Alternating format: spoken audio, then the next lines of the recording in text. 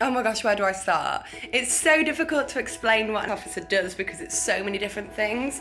So I'd explain the role of an officer as it's kind of like an MP at a university level. So You're an activist, so you're running on campaigns, you're out there within the student body, you're putting pressure on people high up in the university to make change for students. I can come up with the most craziest idea, and as long as I can convince people that it's a good idea, everybody gets on board. It's like mad.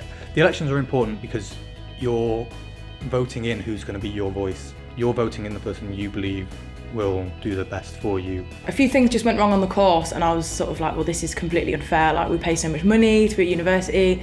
When I was a student, first year, second year, I didn't really realise who the officers were. It was more until I got involved with the Students' Union that I actually realised, wow, there's 5 people that are working full time to kind of change things throughout the uni. So when you get elected as an officer, you'll sit down with staff and the senior management teams. Like, you get like a staff member that helps you write down like a sort of like a plan of attack of how you're going to get everything done. I think the best training that I got was guidance from someone who was already doing the role. So just things that she'd learned along the way that she was telling me that I was going to learn, but also sort of sharing her experience. Every single day is completely different. Like, you're constantly on the go. But you kind of do a bit of everything. One day you could be in some board meetings, second day I could be doing some public speaking, the next day you could be working on your objectives. Being a student trustee is something that people think of second when they run for the role. So a trustee is basically, you sort of are responsible for that legal, reputational, financial state of the union. So there's a couple of students that are trustees. We have like the Students' Union used to have like external people that were trustees as well, and you kind of oversee the organisation and you hold the organisation to account on a financial, legal and reputational type of level. None of it's operational, it's higher than operational, it's the more strategic approach. So we would look at, say, the vision for the next 3 years for the Students' Union. So it was really interesting to have that kind of business intake and be able to build on my expertise there. The people in the Students' Union is probably one of my favourite parts of the job because there's so many different characters.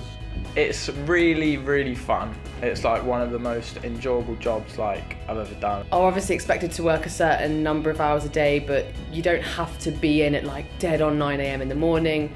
It's at times very serious, but it's most of the time quite chilled and very fun. The environment's really friendly, welcoming, opening. Because it's the Students' Union, it's obviously supposed to be really welcoming and opening to students, and it really is. And you have 2 campuses to go to as well, so you've got City and Headingley. So being at Headingley campus, I tend to work in the Hive a lot more than when I'm in City, where I've got the office space, which you can do whatever you want in, really, within reason. If you're adamant on running and you have this objective in mind that you want to achieve, go for it. I did it all myself. It was really hard work, but I really believed in it. But it is doable. People love an underdog.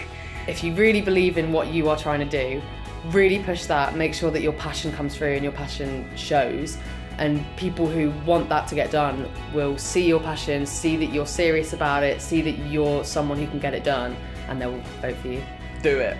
100%, just do it. It's going to be an incredible experience.